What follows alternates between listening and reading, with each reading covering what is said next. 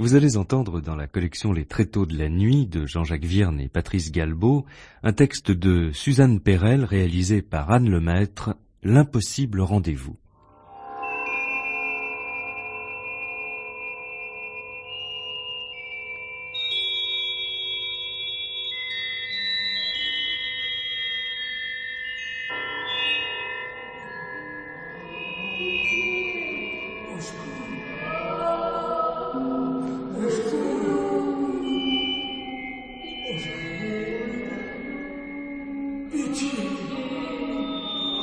Oh, je les entends encore, ces voix, ces appels qui résonnent dans ma tête. C'est infernal. Je me présente. Guillaume Vernambert, 45 ans, actuellement sans profession.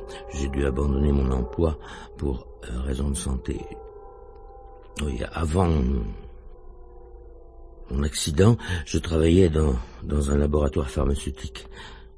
À présent, j'habite une petite bourgade provinciale, une petite bourgade sans histoire, comme il y en a tant.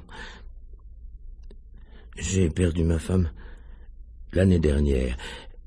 Elle m'a quitté un jour d'automne, et depuis, même sous un soleil éclatant, j'ai toujours froid. J'aimais Solange. Je l'adorais. Monsieur Bertrand, mon voisin, qu'on regarde un peu comme une bête curieuse dans le pays parce que il parle peu et lit beaucoup, s'est montré très bon pour moi dans ces douloureuses circonstances. Il m'a soutenu, épaulé. Allons, monsieur Vernambert, il faut pas vous laisser aller. Vous dépérissez de jour en jour. Je respecte votre douleur, bien légitime, et je la partage, mais pour l'amour du ciel, faites un effort, réagissez. J'en suis totalement incapable. Ma volonté m'a abandonné en même temps que s'en allait ma chère Solange. Ah, nous devons tous, à notre heure, quitter ce monde. Ma femme n'avait que 30 ans. C'est trop injuste. Comment comprendre, comment accepter? Imaginez-la partie pour un pays lointain, pour un très long voyage. Non, je déteste l'imprévu, l'aventure, l'inconnu. Je me sens enraciné comme un arbre à la terre que je foule. Ah, et pourtant vous vous déplacez constamment, à chaque seconde. Que voulez-vous dire?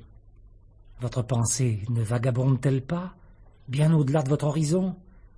Vous ne cessez de voyager, mon ami, et il en sera ainsi toujours, toujours. Je ne tiens plus à vivre. Je reste sans force, anéanti. Votre épouse vous manque tellement?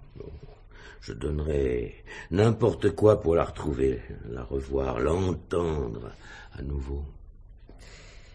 Et si je vous en indiquais le moyen? Vous? Oh, rassurez-vous, je n'ai conclu aucun pacte avec le diable. Je ne suis ni sorcier ni magicien, non. Je m'intéresse simplement à certaines sciences que d'autres réprouvent, rejettent, et qui attirent le plus souvent ricanements, suspicions ou commentaires désobligeants. Prétendez-vous lire mon avenir dans les cartes, le marc de café? Oh, certes non. Pas plus que je ne regarderai le tracé de votre ligne de vie à l'intérieur de votre main. Alors? Connaissez-vous le Ouija? Le Ouija? C'est un allié à la fois précieux et redoutable. Il permet d'entrer en relation avec ceux qui habitent ce royaume inconnu, l'au-delà. Vous voulez dire que... Que vous parviendrez peut-être à capter l'âme de votre chère épouse? Pourquoi pas? Que faut-il faire? M'écoutez attentivement. L'exécution est fort simple, et je dispose du matériel nécessaire. Regardez.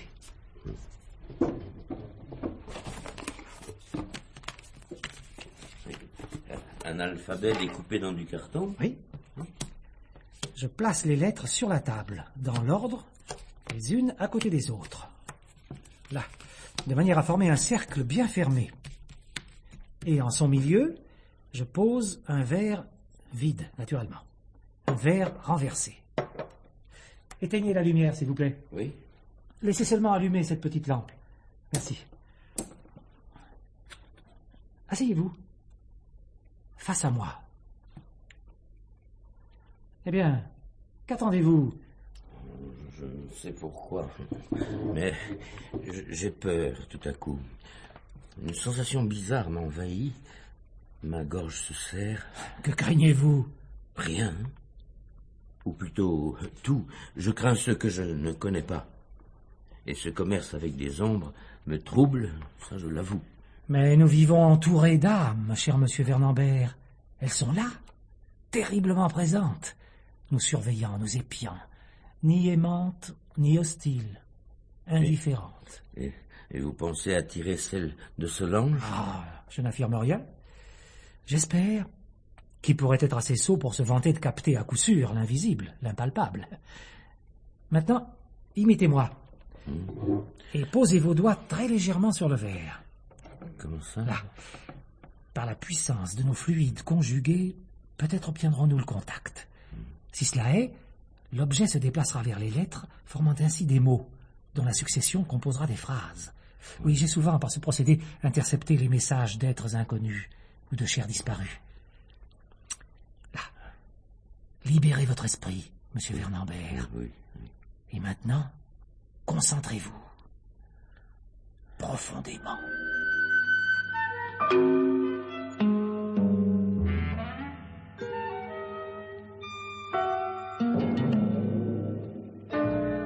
Et la séance a commencé dans un silence impressionnant.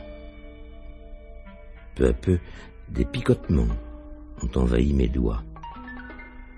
Et lorsque, poussé par une force indéniable, le verre a entrepris son balai insolite, je me suis senti cloué sur mon siège, comme par un épieu gigantesque, mais qui ne me causait aucune douleur. Nous avons ainsi bavardé avec l'oncle de M. Bertrand, et avec une vieille dame qui aurait, paraît-il, fort bien connu mon aïeul Timothée. Et puis soudain, une sueur froide s'est mise à couler tout au long de mon dos. J'ai senti que c'était elle. Elle, Solange. Je m'en suis ouvert à mon compagnon, mais tandis que je tremblais des pieds à la tête, lui exultait. Reprenez-vous, Vernambert, tout en la redoutant. N'attendiez-vous point, n'espériez-vous point cette manifestation? Je ne sais plus que penser. Je vous en prie, abandonnons cette expérience malsaine. Ah non. Surtout ne retirez pas vos doigts. Vous rompriez le fil, vous couperiez le courant. Oh, je regrette vivement d'être venu vous importuner, vous que je connaissais si peu. Qu'en savez-vous? J'ai beaucoup étudié les phénomènes surnaturels et il apparaît qu'ici-bas, les rencontres ne sont jamais l'effet du pur hasard. Ainsi, vous et moi, par exemple, fêtons vraisemblablement nos retrouvailles. Croyez-moi, nous nous sommes déjà connus dans un autre monde. Non, je n'entends rien à tout cela. Alors ayez la foi. Votre épouse vient à vous, accueillez-la. Voyez, le verre se déplace. Ah, comment acquérir la certitude qu'il s'agit bien de Solange? Interrogeons-la. Dis-nous ton nom, toi qui nous visites ce soir. Éplé. S-O-L-A-N-G-E.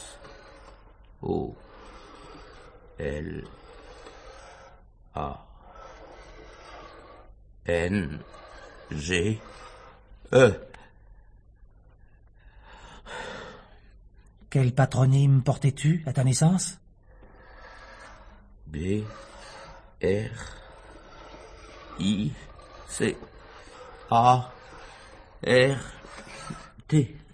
Bricard, oui. Est-ce exact? Oh, oui. Eh bien, êtes-vous convaincu, à présent?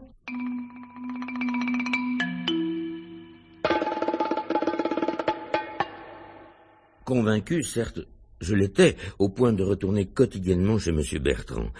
Solange revint plusieurs fois.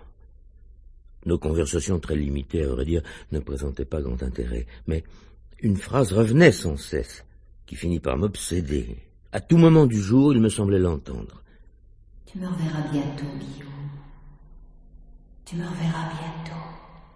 Solange me signifiait-elle, par ces paroles, ma prochaine entrée dans ce monde inconnu qui m'épouvantait et m'attirait à la fois?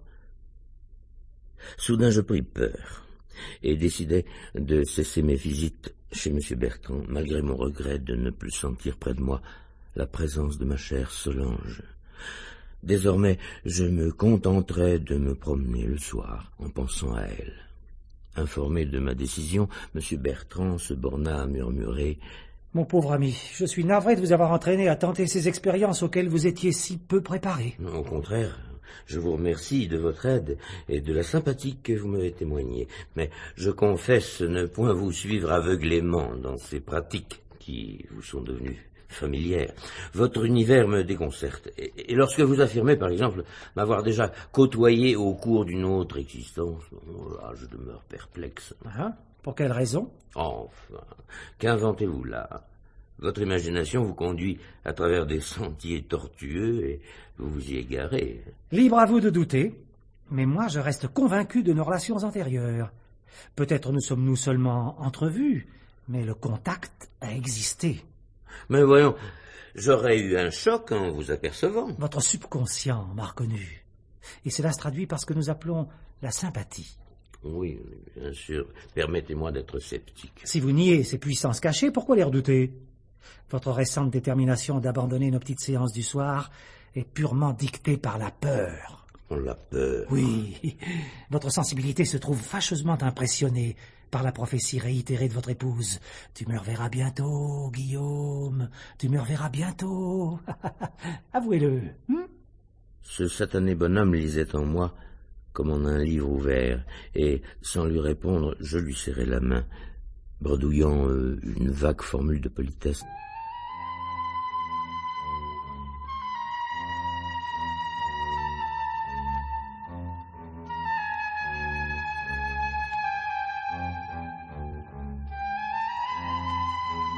Dès lors, chaque soir, je pris l'habitude de sortir à la nuit tombée, et, invariablement, mes pas me conduisaient vers le même coin du pays.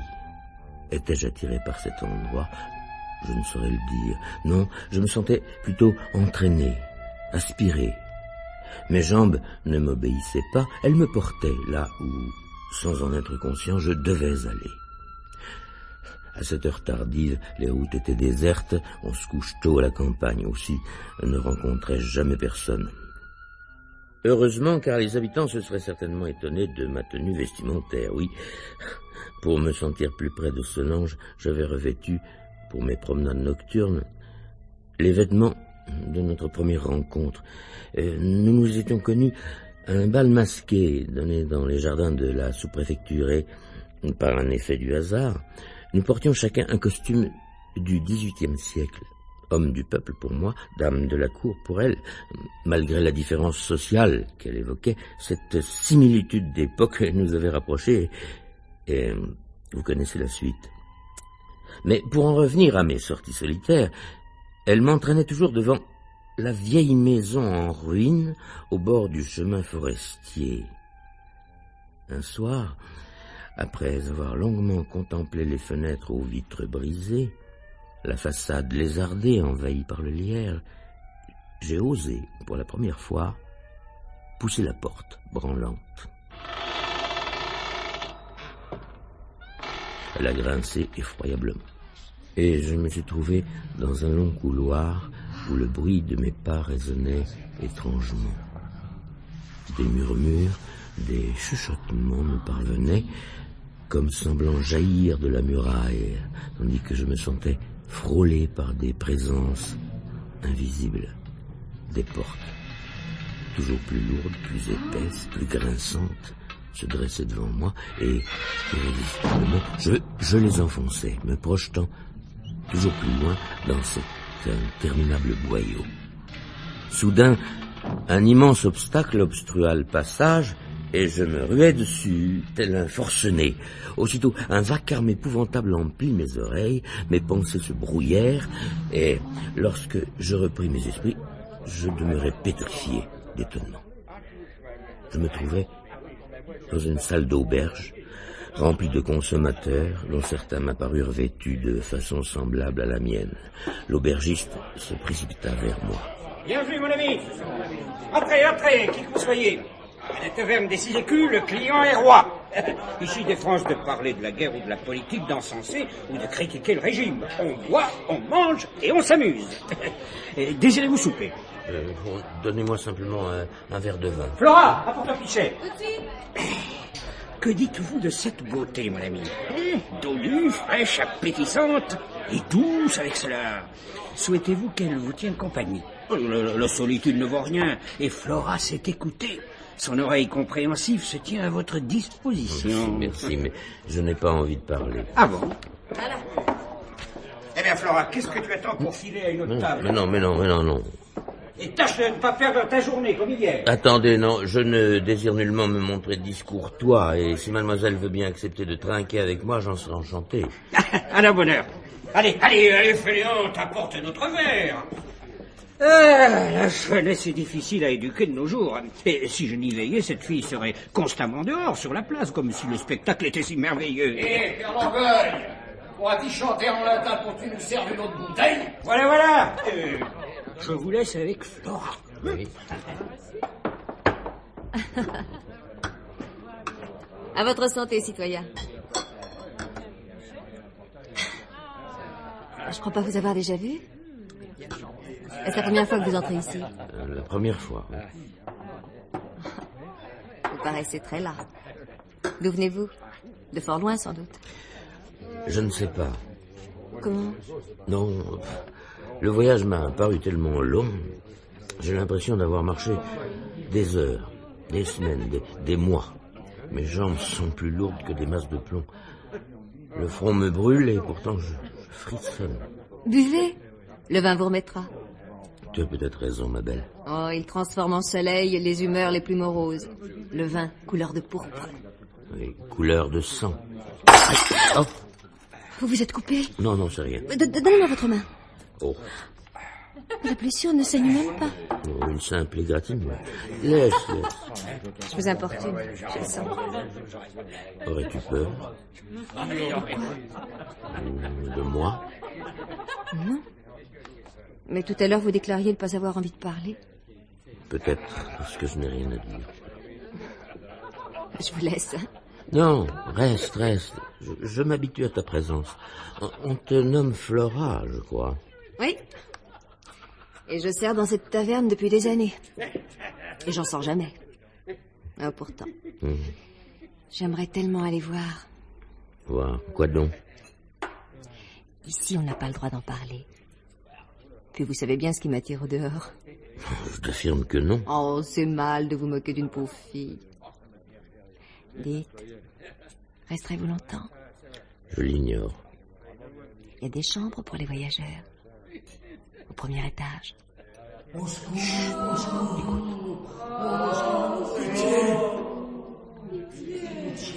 Écoute, cette rumeur.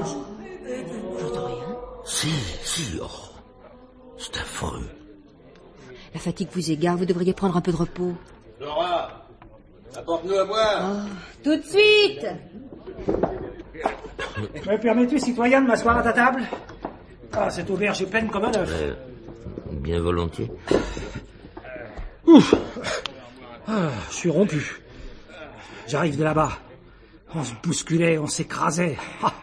Ah, quelle journée. Mais quelle revanche. Oh. Ah ben, qu'est-ce qu'il y a? Tu me regardes comme si je tombais de la lune. N'aurais-je plus le nez au milieu de la figure? Comment vous nomme-t-on? Ah, te voilà bien indiscret tout à coup. Mais la nature m'ayant doté d'un caractère aimable, je vais accéder à ton désir et satisfaire ta curiosité. Je m'appelle Simon Landuit, dit Saute-Guenille. Habitué de ces lieux, amateur de bonne chère et trousseur de jolies filles. La vie n'a pas toujours été clémente envers moi. Mais heureusement, la roue tourne. Et qui sait, ces jours futurs nous promettent peut-être des lendemains meilleurs. Simon Landuit. Mon nom te déplaît? Il n'est pas celui que j'attendais. Ah, désolé de te décevoir. Je croyais cette ressemblance. La ressemblance avec qui? Un ami. Oh, je jurerais le reconnaître. Ne me trompez point, je vous en supplie. Oh, pourquoi le ferais-je? Je ne rougis aucunement du nom que je porte. D'autre part, j'ai bu quelques verres, j'en conviens, mais pas au point d'oublier qui je suis. Et on ne me connaît aucun frère jumeau. Ma défunte mère en jurerait, que Dieu ait son âme. Le même front, les mêmes traits, le même regard, la même voix. La même voix que... Or, son nom m'échappe. Seul son visage reste présent. Dis-moi, citoyen, n'aurais-tu point toi aussi tâté un peu trop de la dive bouteille? Les vapeurs de l'alcool t'embrument le cerveau, oui. On le considère comme un original parce qu'il s'occupe de choses étranges, qu'il parle avec des inconnus. En cela, nous nous ressemblons. Moi non plus, je n'hésite pas à adresser la parole aux nouveaux venus. La preuve. Et si tu tiens à le savoir, on me prend pour un fou. Ouais, je lis trop, paraît-il. Que viens-tu chercher ici? Si tu pouvais seulement me le dire. L'oubli, peut-être. Impossible, puisque déjà je ne me souviens plus de rien. J'éprouve une sensation bizarre, celle de me trouver à côté de moi-même. Tous les ivrognes la ressentent. Faites-moi la grâce de ne me point classer parmi eux. Comme tu voudras. Après tout, tu es seul juge de ton état, plus ou moins ténébreux. Mais ta personne m'intrigue, je l'avoue. Il y a en toi quelque chose qui sonne faux. Faux? Tu es vêtu comme un des nôtres, mais tes manières sont celles d'un bourgeois. Pire, tu t'exprimes comme un de ces cochons d'aristocrates. Pourquoi tu voler ce costume, hein? Allez, réponds, canaille. Mais il m'appartient. Tu mens. Tu l'as acheté à prix d'or à l'un de tes serviteurs, hein, afin de t'enfuir sans attirer l'attention, pour mieux nous échapper. Mais si tel était mon dessein, serais-je venu me réfugier dans cette auberge? Allez, lâche-moi, voyons. Et tu as raison. Pardonne-moi, citoyen. Je vois rouge parfois. J'ai le sang vif, mais le cœur est bon. Tu me sembles égaré parmi nous. Je veux t'aider. Allez, top là. Appelle-moi Simon et confie-moi tes soucis. Allez. Je dois rencontrer quelqu'un, Simon, j'en ai la certitude. Mais je ne me souviens ni de l'identité de la personne, ni du lieu où elle m'attend. Et je ne suis pas ivre, cependant. Ce qu'il te faut, c'est une bonne nuit de sommeil. Demain, tes idées seront plus claires. Où loges-tu? Nulle part. Accepte mon hospitalité pour ce soir. À moins que tu ne préfères celle de la belle Flora, hein? Non, mon ami. Cette jeune femme me paraît charmante, mais je me contenterai simplement de lui régler ma consommation et la tienne. Ah, ça s'appelle agir en honnête homme. Voilà, mignonne. Mon compagnon souhaite te bailler quelques monnaies. Voilà. Ah, toujours prête à t'enrichir, hein? Pour ce que le patron me laisse. Paye-toi largement, ma belle. Citoyen, que me donnez-vous là? Un billet. Je n'ai jamais vu de pareil. Bon, préfères-tu des pièces? En voici. Hein? Mais d'où les sortez-vous? De ma poche, ainsi que tu peux le constater. Regarde, Simon. Hein? Non, enfin, qu'est-ce que vous avez tous les deux? Compagnon, tu colportes d'étranges richesses. 1 franc? 5 francs? Et le curieux dessin gravé sur cette face. Une femme qui sème du grain au vent, dirait-on. Qu'est-ce qu'il y a d'inscrit au-dessus d'elle? République française? Oh, citoyen, compagnon, comment ai-je pu me tromper à ce point sur ton compte? Je comprends tout à présent.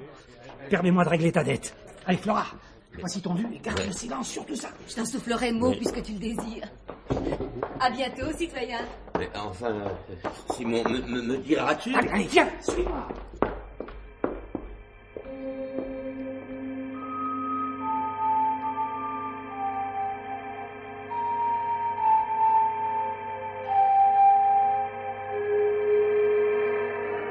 Et mon nouvel ami m'entraîna au dehors. Il demeurait non loin de la taverne, et après avoir enfilé quelques sombres ruelles, nous arrivâmes devant une porte basse. Un escalier vermoulu nous conduisit à une chambre sommairement meublée, où la clarté de la lune nous accueillit, filtrant à travers l'unique lucarne et dessinant sur le mur des ombres inquiétantes. Simon m'avança une chaise branlante et s'approcha d'un placard d'où il sortit un lainage roulé en boule. Tu prendras le lit, citoyen. Je te remettrai par terre dans cette couverture. Non, il n'en est pas question. Je ne veux en rien perturber tes habitudes. Cette couche improvisée sera la mienne. Penses-tu que je laisserai reposer à même le sol un homme tel que toi? Sois tranquille, ton secret sera bien gardé. Mon secret? Tu peux te fier à la parole de sot de guenille.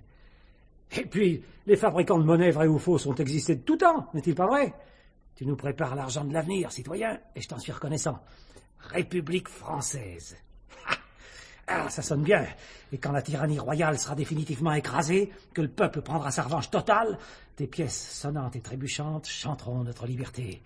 Et je serai fier de dire, j'ai été le premier à contempler ces merveilles, le premier. Ami, ton enthousiasme me touche, mais je crains que tu ne te méprennes lourdement. Tais-toi. Ah, une aube nouvelle se lève pour nous. Mais j'y songe. Peut-être te plairait-il d'assister à l'arrivée clandestine de ceux qui nous oppriment. Toutes les nuits, certains se retrouvent dans la propriété dont tu aperçois l'enceinte par la fenêtre. Cachés derrière un pan de mur délabré, je les vois arriver, ces pourrisseurs de la société, chaque fois moins nombreux, et j'espère avec impatience le jour où il n'y en aura plus du tout. Combien sont-ils ce soir à descendre honteusement de leur voiture, dissimulés sous leur cape noire, hein? Allez, suis avec moi.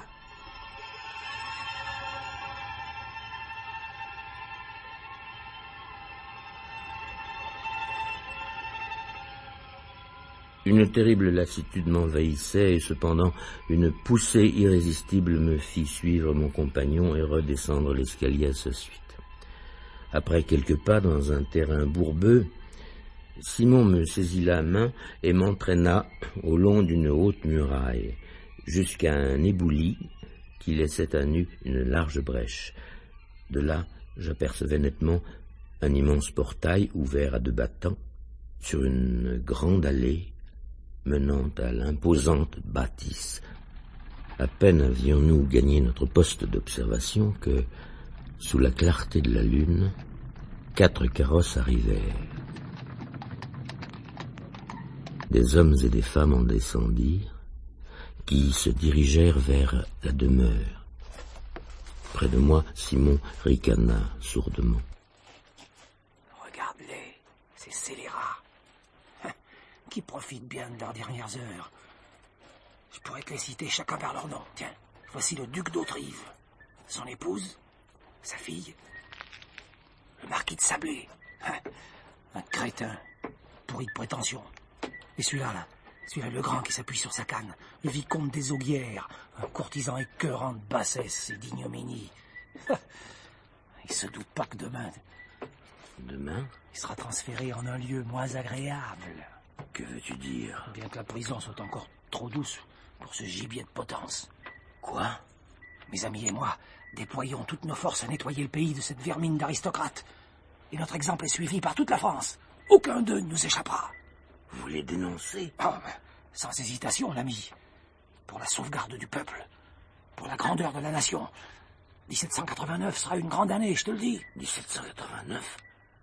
Non, ce n'est pas possible. Eh ben, qu'est-ce qui t'arrive? Ma femme!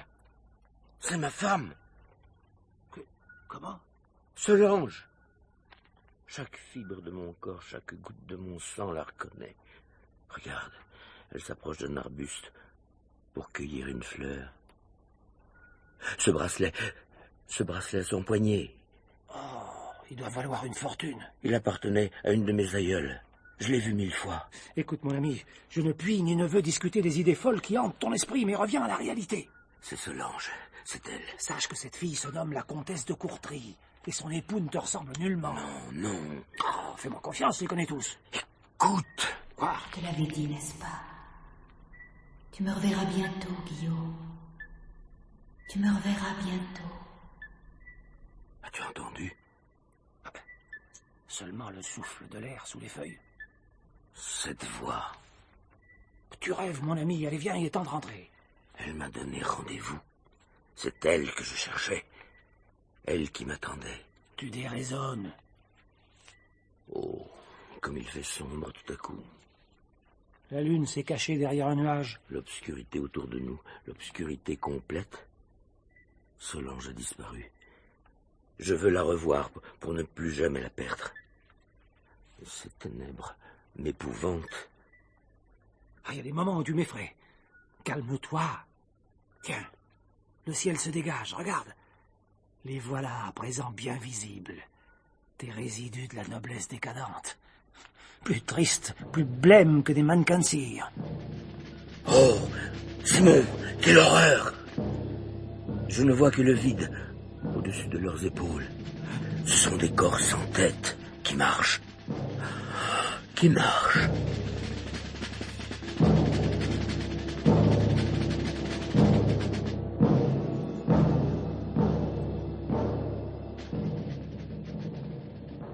Lorsque je revins à moi, l'air frais me frappa le visage. Je me trouvais seul, derrière mon pan de mur envahi par les ronces, et aucune présence humaine ne hantait plus le grand jardin rempli d'herbes folles. Le portail était fermé, les volets de la demeure toujours clos. Une cloche sonna dans le lointain, et je me relevai péniblement. Je suivis le sentier qui me conduisit jusqu'à une route bordée d'habitations modestes. Et alors que je cheminais, la tête vide, une voix fraîche me héla. Oh, eh ben, citoyen, Tiens. Que faites-vous de si bonne heure dans nos rues? Simon vous aurait-il jeté à la porte? En vérité, je ne puis te répondre, ma belle Flora. Ouais, je le comprends aisément. Vous étiez très ému ces temps derniers. Alors, qu'est-ce que vous avez fait de votre compagnon? Pourquoi cette question? Oh, parce que régulièrement, chaque matin, il vient me souhaiter le bonjour alors que je balaye la salle de l'auberge. Et aujourd'hui, il s'est pas montré. Ah. Les habitudes se prennent vite, vous savez. Aussi, je ressens une véritable inquiétude. Sautgony serait pas souffrant. Cela m'étonnerait. Oh, vous-même promenez une mine épouvantable. Comme si le sommeil vous avait fui la nuit entière. Je ne me suis guère reposé, en effet. Dis-moi, existe-t-il un château près d'ici? Un château? Enfin, une propriété très grande, entourée de hauts murs. La demeure du baron de Verzol, là? Dans cette direction? Non, là, vous lui tournez le dos. Ah, oui. Mais elle est vide maintenant. Pour quelle raison? Le baron et sa femme ont été arrêtés. Quand? Il y aura 8 jours demain. Mais c'est impossible. Hier encore, Quoi? Oh, non, rien. Pourrais-tu me jurer que le baron n'occupe plus sa demeure? Je l'affirme. Je l'ai vu, de mes propres yeux, monter dans la carriole qui l'emmenait vers Paris et sous bonne garde. Depuis, le grand portail reste fermé. Aucun carrosse ne le franchit plus. Vous paraissez interdit, citoyen. Oh, non, je m'explique mal certaines choses. Moi aussi, citoyen. Eh, ce ne sont peut-être pas les mêmes. Voyez-vous, je sors du peuple et ne demande que son bien-être et sa liberté, mais s'attaquer aux nobles avec un tel acharnement, ça part pas d'un sentiment chrétien. Ils sont pas tous mauvais. Ainsi le baron de Verzol, par exemple. Qu'est-ce qu'on pouvait lui reprocher? Rien. Il traitait ses gens avec bonté. En ça, j'en ai longtemps tenu rigueur à Simon. À Simon? Oui. C'est lui qui l'a dénoncé comme traître à son pays. Il y a longtemps? La veille de l'arrestation. Ah, pour ça, ils ont pas traîné. Mais voyons, j'étais avec Simon hier soir. Et tu nous as servi à la taverne des 6 écus. Mais que dites-vous, citoyen? Vous n'y êtes plus revenu depuis... Depuis? Mais j'y songe. J'avais pas remarqué la coïncidence. Vous n'êtes pas revenu depuis le malheur survenu au baron? Ah, plusieurs jours, alors. Naturellement. Même quand je me demandais ce que vous étiez devenu. Et comme Sautgony se faisait rare, lui aussi. Bon, laissons cela. Dis-moi, le comte de Courtry, ce nom évoque-t-il quelque chose pour toi? Son château est dans les environs. Vous savez, ce vieux dégoûtant a épousé en juste noces il y a quelques années une fille beaucoup plus jeune que lui. On l'a dit même roturière. Mais on raconte tant de sornettes. La connais-tu? Bon, une servante fréquente pas ce monde-là. Non, tu aurais pu l'apercevoir? Ah, lorsqu'elle rendait visite à la baronne de Verzol, ça m'est arrivé. Elle paraissait guère heureuse, la pauvre, malgré ses belles robes et ses bijoux. Les riches tombent pas toujours un sort enviable, hein. Surtout en ce moment où les prisons en regorgent. Crois-tu qu'elle puisse revenir? À présent que la baronne a suivi son époux, que viendrait-elle faire? Bon, si vous m'en croyez, elle devrait plutôt essayer de se cacher. Son tour ne tardera pas. Ne pourrait-on pas la prévenir? Mais trop tard, citoyen. Et puis je me mêle pas de tes affaires. Si tu parvenais à lui faire remettre un message, je te récompenserais largement, si. Avec vos pièces de monnaie si bizarres? Oh non, merci. J'en ai aucun besoin. Flora, il faut que je la voie, que je lui parle. Enfin, pourquoi tenez-vous tellement à sauver cette créature? Mais il m'est impossible de te renseigner. Non, vous pouvez jamais rien expliquer. Vous ressemblez à un point d'interrogation, citoyen. Cette femme, la connaîtriez-vous? Oui. Ah. Et c'est elle que vous venez chercher ici? Une histoire d'amour. Elle a bien de la chance, malgré tout. Indique-moi le chemin de sa demeure. Vous l'y trouverez plus. Qu'importe, je dois m'y rendre. Pensez-vous qu'elle sera restée bien tranquille derrière son clavecin, sachant ce qui se passe tous les jours? Je ne puis compter que sur toi, Flora. Aide-moi. Mais si je vous renseigne, reviendrez-vous à l'auberge? Pour moi? Je te le promets. Je vous y attendrai, chaque soir. Pour aller au château de Courtry, oui. Vous prenez le sentier que vous apercevez, là-bas. Oui. Hein? Oh, mais j'y pense. Est-ce que vous savez monter à cheval? Suffisamment pour me tenir en selle. Alors, suivez-moi. Le fils de mon maître s'occupait des coursiers du baron. Désormais, ils lui appartiennent. Sois assuré de ma reconnaissance. Vous savez comment me la témoigner. Tu peux te fier à ma parole. Venez, venez.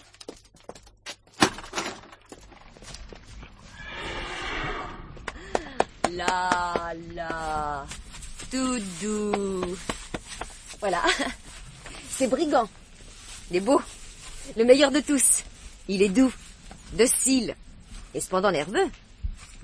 Il vous mènera là où vous souhaitez aller. Que le ciel te garde, Flora.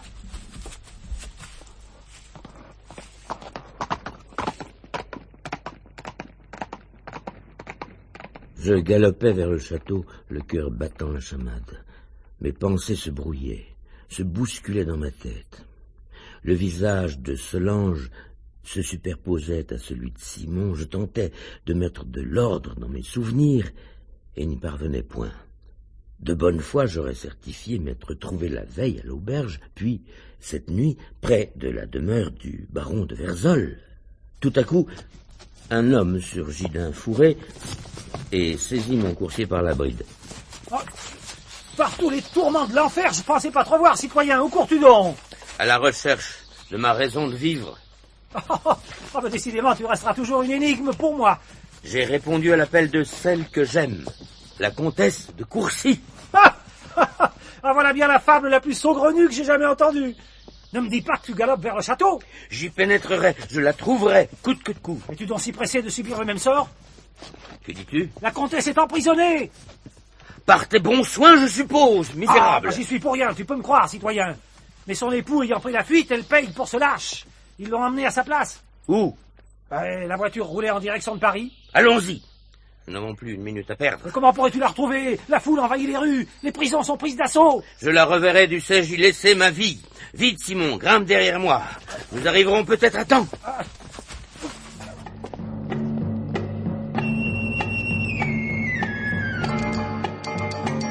Simon en croupe, je galopais jusqu'à la capitale.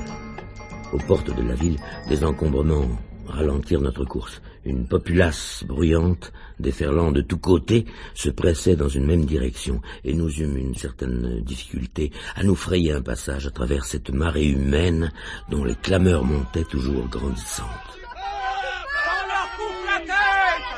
Nous résolûmes de poursuivre notre route à pied. Perdus dans la bousculade, nous arrivâmes enfin sur une grande place noire de monde, occupée en son centre par une estrade, vers laquelle convergeaient tous les regards. Levant les yeux à mon tour, je frissonnais d'horreur. Un sinistre échafaud se dressait là, et à son pied, des corps décapités étaient jetés pêle-mêle sur des charrettes, tandis que les bourreaux brandissaient à bout de bras devant la foule déchaînée les têtes sanglantes des malheureuses victimes. Les aristocrates dans les pauvres. Sur cette balustrade, on sera moins bousculé. Allez, donne-moi la main, citoyen. Oh, faites place, voilà une autre charrette. Poussez-moi un peu, je ne vois rien. T'avais qu'à arriver plus tôt. Moi, je suis là, et puis ce matin, les exécutions, ça commence de bonne heure. Il y a tous plus de sang. Oh, n'exagère pas, citoyenne, à peine 50. Ah, en voilà d'autres, hein, en voilà d'autres. Épouvanté, Je regardais approcher l'effroyable charrette.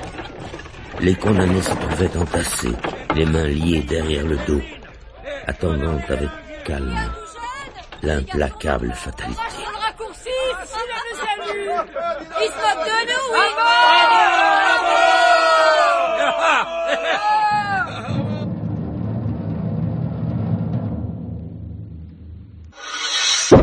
Un de moins. Au suivant! À qui tourne? J'ai vu la trébuche en montant. On l'aide à se relever? Le baron de Verzol. Es-tu certain de le reconnaître? Ah, certain. Oh, Simon, comment peux-tu contempler ce massacre sans frémir d'horreur? Ils sont tous responsables, tous. Ils doivent payer. La vie humaine a donc si peu de prix pour toi? Quand ils nous oppressaient, se souciait-il de la nôtre? Et qu'as-tu à reprocher au baron de Verzol? Moi? Rien. Alors, pourquoi l'avoir dénoncé? Comment sais-tu? Ah, je devine. Flora aura eu la langue trop longue, hein, satanée femelle. Ainsi tu as assassiné un innocent. Citoyen, je m'occupe pas de tes affaires, t'occupes pas des miennes.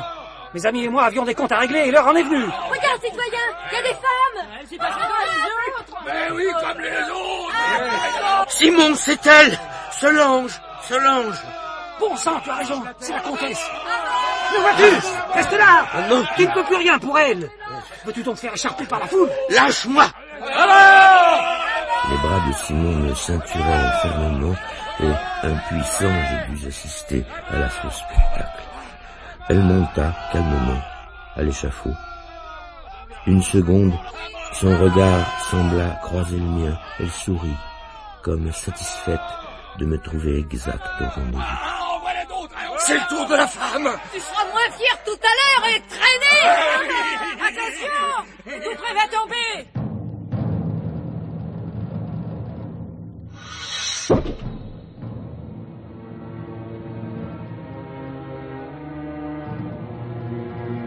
La tête de ma bien-aimée roula au milieu des glapissements hystériques. Aujourd'hui, je revis encore ces moments épouvantables. Tout à l'heure, M. Bertrand viendra me rendre visite et nous bavarderons. Avec lui, au moins, je peux évoquer la mémoire de ma chère Solange. Il m'écoute, il me comprend.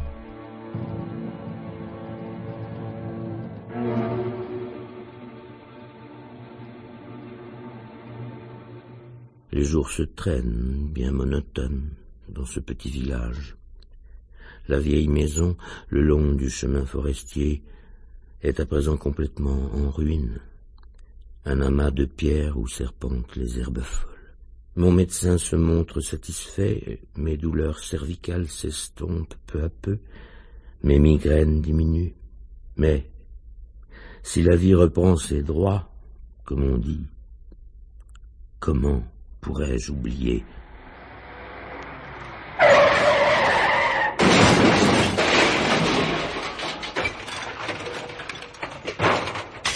L'horrible accident où Solange trouva la mort. Solange décapitée, projetée hors de la voiture, sur le bas-côté de la route. Et comment pourrais-je oublier que j'en suis le seul, le malheureux et l'involontaire responsable ?